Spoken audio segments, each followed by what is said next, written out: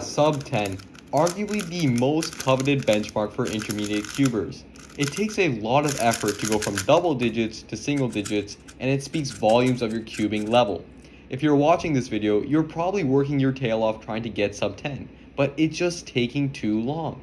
Naturally, this does take a lot of practice. It took me around 2 years to get my first Sub-10 average of 5. But while it does take a lot of hard work, there are certain mistakes you're likely making that you probably aren't aware of, or simply not putting much energy into fixing, and these are significantly hindering your solve from being at the Sub-10 level. Working on rectifying these issues is what can make your journey to becoming Sub-10 a lot easier.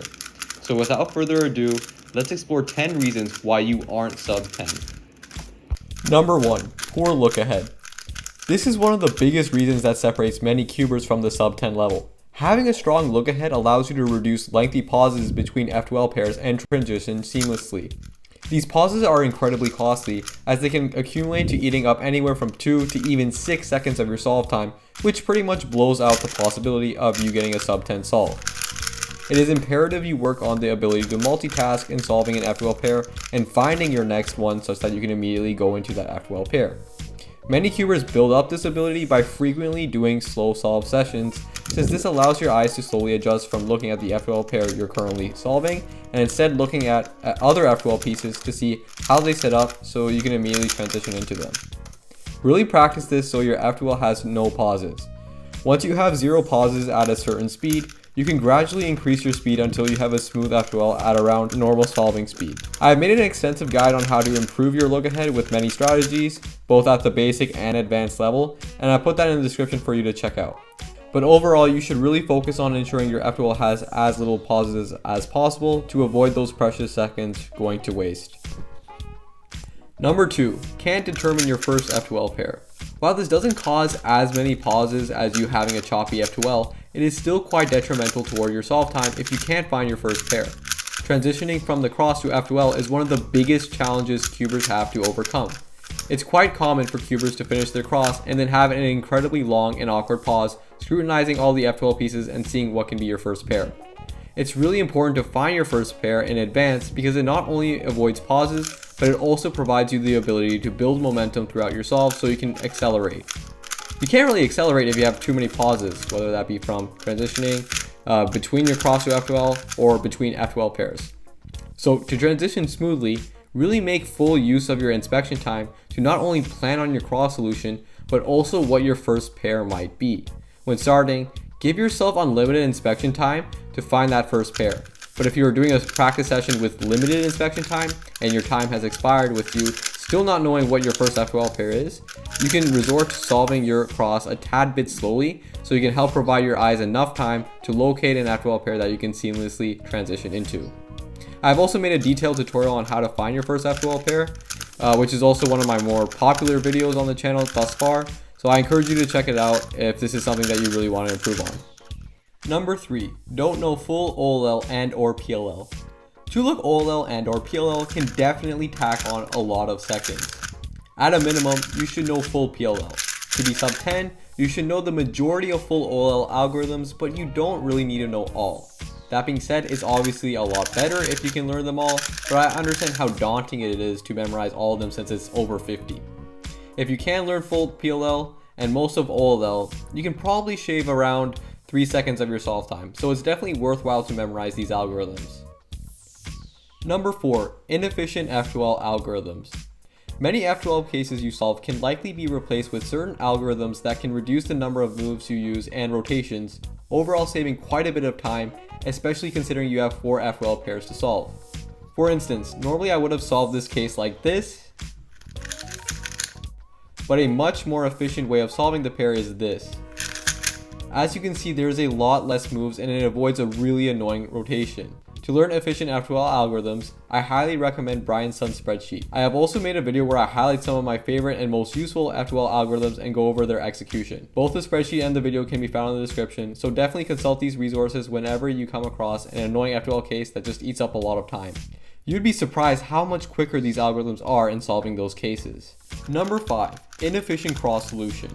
While not something that will completely ruin your solve, it's important to improve on this.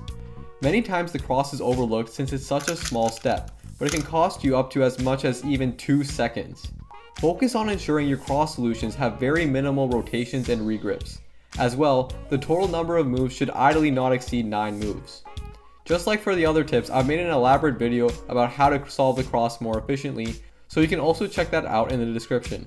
I highly recommend spending extra inspection time trying to come up with a more efficient cross solution than the one that you initially had in mind, especially if the cross solution you have is highly inefficient. This can certainly help you save a lot of time.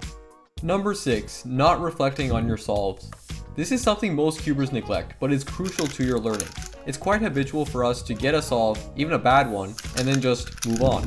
Don't do this. Every now and then you should go back to analyze why your solve was bad. Was it because your F2L was slow, and is this due to having algorithms that are too time consuming? Or perhaps is it because you had poor look ahead? Whatever it is, identifying the problems and then looking for potential solutions is what's going to help you improve your cubing game quickly. Number 7, not practicing speed. When you're doing a regular solve in a practice session, you're bound to pause throughout the solve, whether that be during cross F2L transitions, in between F2L pairs, or OLL-PLL recognition. This hinders your overall speed, and thus you can't really reach your maximum solve speed potential. That being said, if you had no pauses, which would happen if you knew exactly what moves to do throughout the solve, then you could focus solely on solving fast as you can. It's really important that you practice your execution speed, and the best way to do that is to practice solving a scramble you already know how to solve, just that you can see how fast you can actually solve it. You can then repeatedly practice that same scramble, say 3 times or more, to improve your time. Isolating your practice to tackle just speed is the other significant component that impacts your solve time, so definitely try to incorporate this in your training every now and then. Number 8, elementary finger tricking. This is another issue that isn't too damaging of your solve time, but it does still contribute to slowing you down. Ensure that you have the basics for finger tricking down, such as double end flicks and utilization of your thumb whenever necessary. As well, for all algorithms, ensure your finger tricking execution is optimal. Let's take something basic like the A perm. Some may execute it like this, but a better way is to use your pinky finger for the second D move, since you save time by not resetting your ring finger to perform the move. Another classic example can include the T perm. It's much more efficient to start the alg by pinching the corner at the top here, since you avoid a regrip compared to if you did it the more basic way. So see if your execution and finger tricks need to be improved, and try to gain comfort with those executions. Number 9, poor lubrication or cube setup. Having a slow or locky cube can really harm your speed. I can recall recently I hadn't lubricated my main cube in over a month, and my average was then typically around a high 9 to mid 10.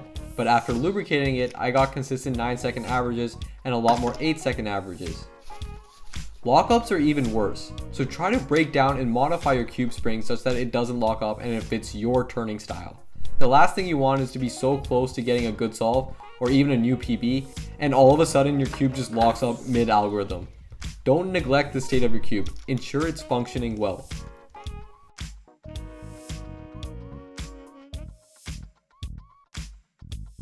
Number 10, solving only one color. Most cubers aren't color neutral, and that's okay. I'm certainly not. But the benefit of solving multiple colors is that you are increasing your chances of finding a more efficient solution. While it is really hard to be color neutral for all 6 sides, I strongly encourage you to be color neutral with 2 sides, one being your dominant color and the other being the opposite.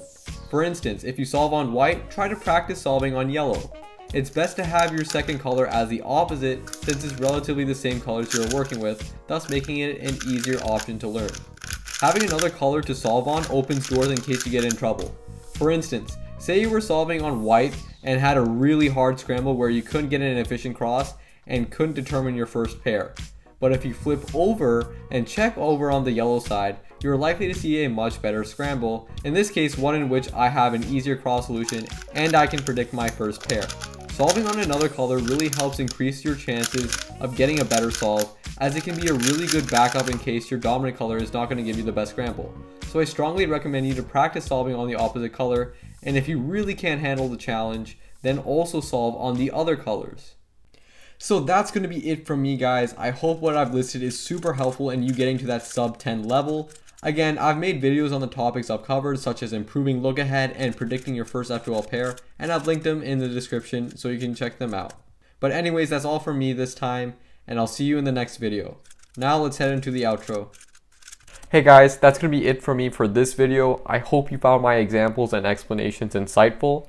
Now, to help me improve my content to better fit your learning style, I would really appreciate it if you could spare a couple of seconds just to fill out this feedback form, and its link is in the description. So here you can let me know what went well, what didn't go well, and what aspects you would like me to include or work on in the future. But anyways guys, thanks for watching, and I will see you in the next video. Take care.